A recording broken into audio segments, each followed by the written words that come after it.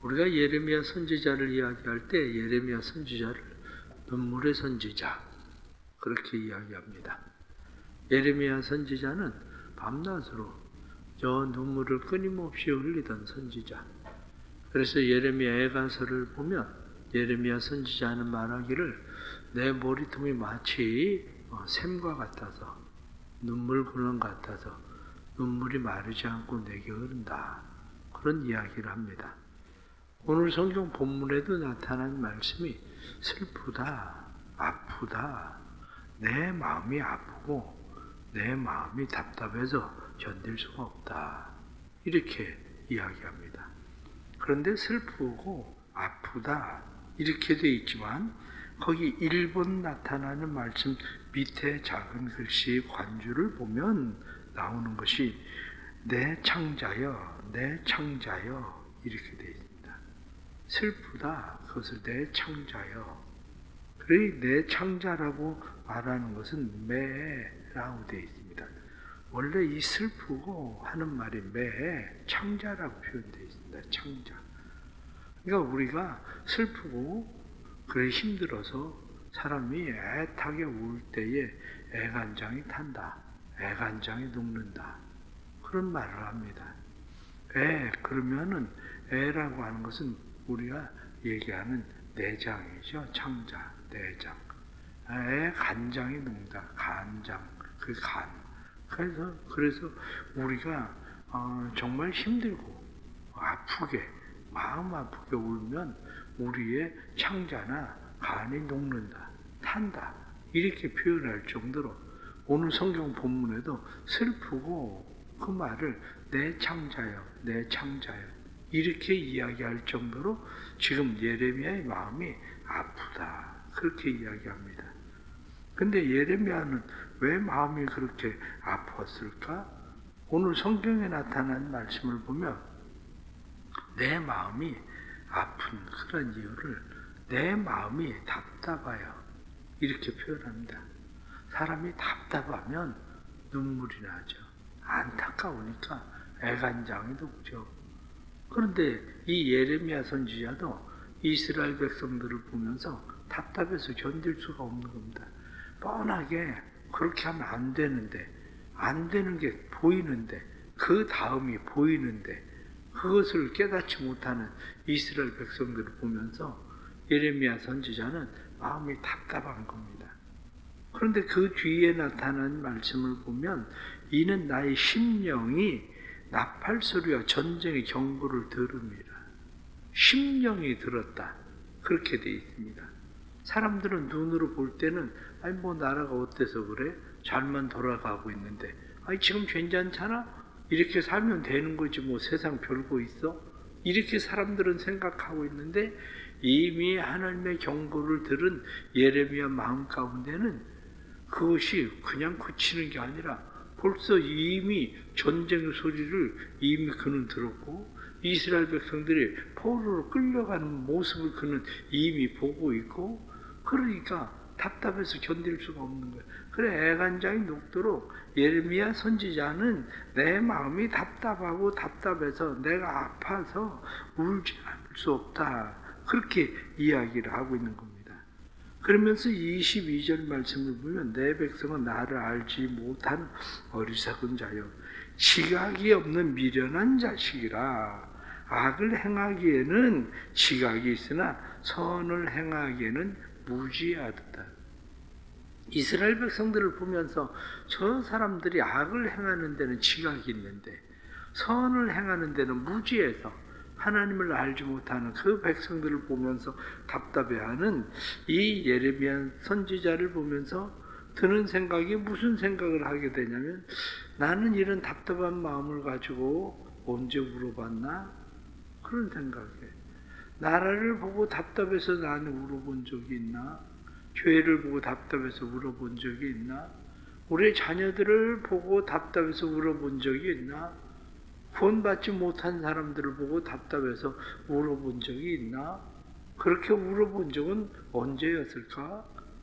요즘 내 눈에 그런 눈물이 하나님 앞에 나오고 있나? 이런 일들이죠. 그것을 생각하면 우리에겐 분명한 것이 있는데 그것이 뭐냐면 예레미야 같은 마음이 없다는 거죠. 우리 안에 예레미야 같은 그런 마음이 있으면 우리도 답답해서 우리는 안타까워서 우리가 눈물을 흘릴 텐데 우리에게 그런 눈물이 없는 것은 예레미야가 보고 있는 것처럼 우리는 그런 영적인 눈이 열려 있지 않고 우리의 생각이 열려 있지 않고 그냥 우리도 세상 사람들이 보는 것과 똑같은 그런 육신의 눈을 가지고 무엇을 바라보고 있기 때문에 우린 그런 거죠. 간단하게 예를 들면 그렇습니다. 누군가가 병이 들어서 아파 있어요. 그런데 그 아픈 사람들을 보면서 우는 사람은 누구겠습니까? 병원에 여러분들이 때로는 돌아다니고 누군가의 면회를 가고 그러면서 병원에 다니면 그 병원 안에 온통 가득 찬 사람들이 다 환자 아닙니까? 근데 그 가득 찬 사람들을 보고 우는 사람이 누구겠습니까? 가족들의 대부분은 가족 외에는 그들을 보고 야 저거 안타까워서 어떡하나 이렇게 우는 사람들은 별로 없습니다. 그런데 누군가를 보고 그 눈물이 나는 사람은 가족과 같은 마음으로 그 아이를 보고 부모를 보고 그러니까 그 사람들이 눈물이 나지 그렇지 않으면 눈물이 왜 나겠습니까? 우리도 마찬가지죠. 우리가 하나님의 마음, 하나님의 심령으로 바라볼 때 눈물이 나는 건데 우리가 그 심령이 없으니까 성경에 예레미야가 이야기하는 것처럼 나의 심령이 이렇게 얘기하는 것처럼 그 심령이 그것을 바라보고 있으니까 그가 애간장이 타는 것처럼 녹는 것처럼 하나님 앞에 눈물을 흘릴 수밖에 없는 그런 상황들을 지금 만나고 있는 거죠. 우리가 그렇다면 오늘 성경에 나타난 말씀을 보면서 우리는 다시 몇 가지 생각을 하게 됩니다. 우리가 다시 몇 가지 생각을 하게 되면 사도 바울은 어떻습니까? 사도 바울은 에베소 교회를 향해서 그렇게 이야기합니다. 내가 3년 동안 밤낮 눈물로 너희들을 훈계했다. 그런 이야기를 하죠. 3년 동안. 왜 사도 바울은 에베소 교회를 향해서 3년 동안 밤낮 눈물로 그렇게 그들을 훈계하면서 가르쳤을까? 바울의 마음 가운데 에베소 교회가 처음에 가장 많이 하던 게 뭐냐면 우상숭배거든요. 우상숭배에 빠져 있었던 에베소에 있는 사람들이 하나님 앞에 돌아올 줄 모르는 그 모습을 보면서 답답한 거죠. 우리도 마찬가지입니다. 우리도 우상숭배에 빠지듯이 세상에 빠져 있는 사람들, 하나님의 나라를 보지 못하는 사람들을 바라보면서 우리 마음 가운데 이 답답함, 안타까움, 이것을 가지고 우리가 하나님 앞에 눈물로 살아야 되는 일들이 우리에게는 가장 먼저 필요하다 하는 것을 우리가 알게 되는 거죠. 그러면 왜 우리에게 눈물이 필요합니까? 눈물이 필요한 이유는 성경을 보면 우리가 잘 나오게 되는 것이 눈물이라고 하는 것은 가장 첫째는 나를 변화시키는 거예요. 눈물은 언제 납니까? 답답하고 안타까워서 눈물도 나지만 진짜 눈물은 죄의 수치 때문에 부끄러워서 눈물이 나야 돼. 자기의 죄를 보고 죄의 수치 때문에 부끄러워서. 그런데 지금 세상은 부끄러움을 모르는 세상이거든요. 왜? 세상에 부끄러움을 모르는 그런 이유는 내가 죄가 다른 사람보다 별로 그렇게 많다는 생각을 하지 않고 살기 때문에 왜 악한 사람들도 저렇게 멀쩡하게 잘 살고 있는데 내가 뭘 이런 생각들을 가지고 있기 때문에 죄의 수치가 없는 사람들이에요. 어떤 사람이 그래서 천사 앞에 섰는데 천사가 그 사람에게 책을 하나 이렇게 보여주는 거예요. 그러면서 책을 보여주면서 보니까 책장에 글씨가 이렇게 빼곡하게 글씨가 이렇게 쭉 써 있는 거야. 글씨가 써 있는데 가만히 보니까 무슨 글씨들이 쓰여져 있나 보니까 자기가 행동으로 지은 죄들이 거기 이렇게 쭉 써 있는 거야. 행동으로 지은 죄들이. 그래 자기가 그 책을 보면서 야, 많지는 참 많다. 그런 생각을 했어요. 그런데 그 다음 장을 넘기니까 글씨가 조그만해졌어요. 조그만한 글씨가 그냥 아주 빼곡하게 그 조그만한 글씨가 거기에 막 쓰여져 있는 거예요. 그런데 그 쓰여져 있는 것을 가만히 보니까 그것도 결국 보니까 죄야. 그런데 천사가 하는 이야기가 이건 네가 말로 지은 죄들이야. 그러고 이야기를 합니다. 아, 행동으로 지은 죄는 큰 글씨로 쓰여져 있는데 말로 지은 죄는 조그마한 글씨로 쫙 써 있는 거예요. 그 다음에 책장을 하나 또 넘겨요. 그 다음에 책장을 또 넘기는데 보니까 아주 미세한 글씨로 글씨가 빼곡하게 거기에 쫙 써 있는 거예요. 글씨가. 그런데 천사가 그에게 하는 이야기가 이 죄는 네가 생각으로 지은 죄야. 그러고 이 얘기를 하는 거예요. 그런데 그 다음 장을 넘기니까 그저 머리카락보다 작은 글씨들로 그 안에 얼마나 그 빼곡하게 새까맣게 거기 글씨가 써 있는데 천사가 하는 이야기야. 이거는 네가 마음으로 지은 죄야. 그리고 이야기를 하더라. 그때서야 자기가 자기의 죄들을 처음에 그냥 행동으로 지은 죄만 죄라고 생각하고 살던 자기에게서 눈물이 터져나오기 시작했다. 그런 이야기가 있어요. 그래요. 우리는 우리의 죄에 대해서 죄의 자각이 없는 거예요. 죄에 대한 자각이 없다 보니까 우리는 죄의 수치도 모르고 죄의 부끄러움도 모르고 죄를 지어도 그것 때문에 창피해서 울 줄 모르는 사람들이 되고 만 거죠. 그러나 죄에 대한 자각, 그것이 우리에게 필요합니다. 왜냐하면 회개보다 사람을 평안하게 하는 것은 없다. 그런 말이 있습니다. 내가 진짜 평안해지려면 회개해야 평안해지는데 사도행전 3장 19절에 나타난 말씀을 보면 너희가 각각 회개해라. 너희가 회개하면 유쾌함이 주께로부터 너희에게 이를 것이다. 그렇게 돼 있거든요. 그러니까 회개의 눈물, 내가 죄를 자각하고 하나님 앞에 우리가 회개하면 그 회개는, 회개의 눈물은 놀라운 변화를 일으키는데 그 회개의 눈물은 나를 변화시킵니다. 나를 유쾌하게, 다시 말하면 나로 하여금 새로운 삶을 살게 하는 그런 변화가 우리의 눈물에 있단 말이죠. 그래서 우리가 그렇게 눈물로 하나님 앞에 회개하는 이유는 그럴 때 유쾌하게 되는 날이 주께로부터 우리에게 이르는 그런 은혜가 생기는 거죠. 눈물에는 놀라운 변화의 능력이 있는데 눈물은 다른 사람을 변화시키는 능력이 있습니다. 눈물은. 때로는 부부간에 싸우면 어떻습니까? 부부간에 싸우면 그냥 꼭 이기는 여자들이 있어요. 우는 여자야. 이기는 여자는 우는 여자. 싸우다가 여자가 울면 남편은 다 집니다. 거의가 다. 악을 쓰고 달려들면요. 남편이 안 써. 오히려 매를 맞지. 그런데 울면 남자가 다 져. 그런데 놀라운 건요. 자식이 그렇게 말 안 듣고 그러다가 부모의 눈물을 보면 자녀가 변해요. 그런데 부모의 눈물을 보면 자녀가 변하는 것처럼 자녀에 대해서 부모가 변한 게 언제 변합니까? 아유, 저놈의 자식, 이렇게 생각을 하다가도 자식이 와서 울면 변해, 부모가. 아닌 줄을 알면서도 왜 그 일을 합니까? 눈물은 내가 흘리는데 변화는 상대방이 변해.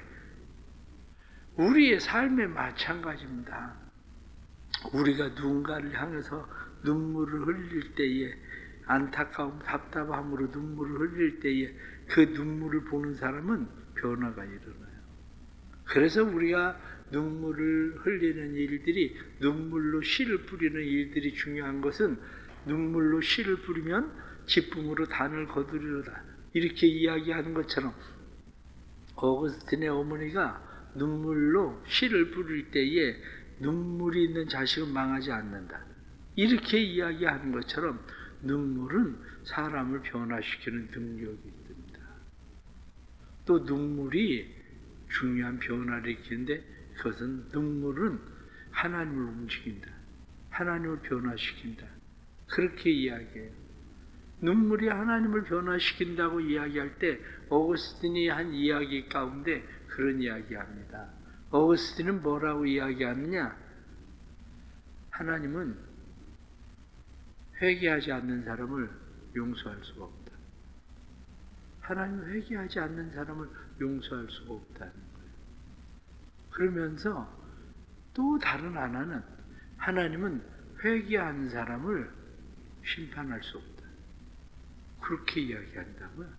하나님이 할 수 없는 것, 회개하지 않는 사람은 하나님을 용서할 수가 없고 하나님은 회개한 사람을 심판할 수가 없다. 그렇습니다. 하나님이 하시는 일 가운데 하나는 눈물을 보시고 하나님께서 사람을 용서하시고 그 사람을 심판하지 않으시고 하나님은 그를 사랑하신다는 놀라운 은혜인 거죠.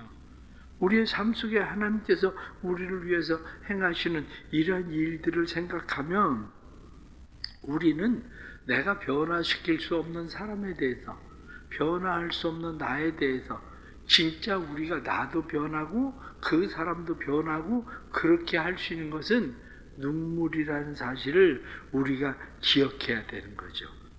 사람들은 마음의 악을 씻어내는 것, 그게 눈물입니다. 결국 마음의 악을 씻어내는 것이 눈물인데 단순한 우리의 후회 아니면 우리의 아쉬움, 우리의 결단으로만 되는 게 아니고 우리를 악에서 씻어내는 것은 예수 그리스도의 십자가의 보혈을 통해서 악에서 우리를 씻어내고 우리를 깨끗하게 하시는 하나님의 은혜가 나타나게 되는 겁니다. 마지막 하나 말씀을 드리려고 하는 것은 조금 전에 보았었던 22절 말씀을 보면 그렇게 되어 있습니다. 내 백성이 나를 알지 못하는 어리석은 자요 지각이 없는 미련한 자식이라 악을 행하기에는 지각이 있으나 선을 행하기에는 무지하도다. 눈물이 있을 때에 우리의 영이 열립니다. 우리의 영이 열려야 비로소 하나님을 알게 돼요. 회개라고 하는 거 엄밀하게 이야기하면 진정한 회개도 하나님이 우리에게 주시는 거거든요. 그런데 진정한 회개도 하나님이 우리에게 주셔야 회개가 되는데 진정한 회개에 이르려면 우리의 의지적 회개가 필요합니다. 사람들은 자기의 의지적 회개가 없이 그냥 하나님께서 뭐 알아서 회개시키겠지 이렇게 얘기하지만 그게 아니라 의지적 회개가 올 수 있는 한계가 있습니다. 그런데 의지적 회개가 그 다음에 회개를 가져오지 못해요. 의지적 회개는. 왜냐하면 의지적 회개는 내 이성적, 내 마음의 회개예요. 이성적 마음의 회개라고 하는 것은 무슨 얘기냐? 내가 이성적으로, 내가 의지적으로 그것이 잘못된 것이구나, 그것이 죄구나 라고 하는 것을 인지하고 깨닫는 거죠. 그런데 그것조차도 회개하지 않으면 그 다음에 회개가 일어나지 않습니다. 오늘 본문에 나타난 말씀을 잘 보십시오. 내 백성이 나를 알지 못하는도다. 그 백성이 하나님을 왜 알지 못합니까? 그 사람들이 어리석은 자인데 그 사람들이 지각은 있어요. 단순히 가지고 있는 지각이 어떤 지각이냐? 영적 지각이 아니라 우리의 이성적 지각이에요. 이성적 지각으로는 이게 잘못됐다, 이게 나쁜 일이다, 그걸 알아요. 그런데 그것조차도 우리의 마음 가운데 이거 잘못된 일이고 나쁜 일이다, 다른 사람의 마음을 아프게 하고 다른 사람을 힘들게 하고 그런 일이라 이거 잘못된 일이다, 이렇게 내가 의지적으로 회개할 때 비로소 하나님이 주시는 지각이 생기는 거예요. 하나님이 주시는 지각이 생겨야 그때 비로소 내가 단순히 사람들을 힘들게 하고 사람들을 어렵게 하고 사람들을 아프게 하고 사람들을 괴롭게 한 것만이 아니라 그것을 우리 하나님께서, 하나님 아버지께서 슬퍼하시는구나, 하나님 아버지께서 그 일로 인해서 마음이 상해하시는구나, 이걸 알게 되는 거죠. 진짜 회개는 뭐냐면 내가 사람들을 마음을 아프게 하고 힘들게 하고 어렵게 하고 괴롭게 하고 그게 아니에요. 이거는 우리가 가지고 있는 의지적 회개라고 그래요. 그건 후회에 불과해요. 그런데 진짜 회개는 뭐냐면 이 후회가 아니라 진짜 회개는 내가 하나님의 마음을 아프게 했다는 사실에 대해서 그걸 아파하는 거예요. 그럼 이렇게 생각을 해보세요. 어떤 사람이 바람을 피웠습니다. 바람을 피웠는데 자기 아내에게 이야기를 합니다. 미안해. 내가 그 여자 진짜 사랑하는 건 아니야. 그 여자를 진짜 사랑하는 건 아니고 내가 만나다 보니까 그렇게 돼서 내가는 다시는 그러지 않을게. 그러고 이야기를 합니다. 그 사람 다음에 바람 필까요? 안 필까요? 100% 거의 바람 핍니다. 100%. 왜 바람을 피겠어요? 내가 나쁜 짓인 줄 알아. 내가 잘못한 줄 알아. 미안해. 다음부터 안 그럴게. 그런데 진짜 바람을 안 피려면 어떻게 되냐면 나 때문에 너무 힘들지. 너무 마음 아프지. 당신 마음이 그렇게 아프고 힘든 줄 몰라서. 그게 생겨야 바람을 안 피우는 거지. 내 행동이 잘못됐다는 것만 인식을 해가지고는 그 사람은 반복합니다. 그 일이. 우리의 회개가 왜 반복되는지를 잘 알아야 돼요. 죄에 대한 인식이 없는 사람들이 얼마나 있습니까? 죄에 대해서 사람들은 회개하진 않아요. 그런데 죄에 대한 인식이 있는 사람이 회개한다고 회개합니다. 그러나 그 회개라고 하는 것이 하나님의 마음을 아프게 했다는 것에 이르지 않는다는 거예요. 그런데 진짜 회개는 하나님의 마음을 아프게 했다는 사실이 내 마음에 아파져야 되는 거예요. 하나님의 마음을 아프게 했다는 사실이 내 마음에 크게 아파야 되는 거예요. 크게. 그래야 이게 죄를 반복하지 않는 겁니다. 왜 사람들은 회개를 계속하는데 죄를 왜 계속 반복할까? 내가 잘못했다는 건 아는데 안 된다는 거지. 그러나 진짜 회개는 그게 아니라 하나님이 마음 아파하시는 것이 내게 느껴져야 된다니까요. 내 죄 때문에 예수 그리스도께서 십자가에 못 박히셨다는 그 아픔이 내게 느껴져야 죄가 반복되지 않는 거예요. 이게. 그래서 이 백성이 어리석은 백성이다. 지각은 있는데 진정한 회개, 나를 알지 못한다. 이렇게 말씀한 것처럼 눈물이라는 게 뭡니까? 진짜 눈물이 터져 나와야 돼요. 진짜 눈물. 하나님의 마음을 아프게 한 진짜 눈물. 우리의 힘으로 거기까지는 가지 못해요. 그런데 하나님께서 은혜 주셔야 돼요. 하나님 내 눈에 눈물을 주십시오. 하나님의 마음을 주십시오. 그래서 하나님의 마음으로 아파하게 해주십시오. 내 창자야, 내 창자야. 슬프다, 아프다. 그러고 말하는 것처럼 우리의 마음이 내 창자야, 내 창자야. 그리고 하나님의 마음으로 우리가 회개할 수 있는 그런 마음이 있기를 축복합니다. 기도하겠습니다. 하나님 아버지, 우리는 회개한다고 하지만 참된 회개에 이르지 못합니다. 우리는 회개하지만 지각 있는 회개에 불과합니다. 그래서 우리가 무엇을 잘못했는지 행동했는지 거기에 대해서는 잘 알지만 그 일이 얼마나 하나님의 마음을 아프게 했는지 예수 그리스도를 현저하게 십자가에 못 박은 일인지에 대한 생각이 없습니다. 하나님 도와주옵소서. 우리를 변화시켜 주옵소서. 내 마음이 아프다. 내 마음이 슬프다. 내가 아프다. 내 창자여, 내 창자여. 눈물로 기도하던 예레미야처럼 우리에게도 눈물을 주옵소서. 눈물을 주셔서 내 창자여, 내 창자여. 우리도 애통하는 그런 마음으로 하나님의 마음이 우리 안에 들어오도록 주님 돌아와 주옵소서.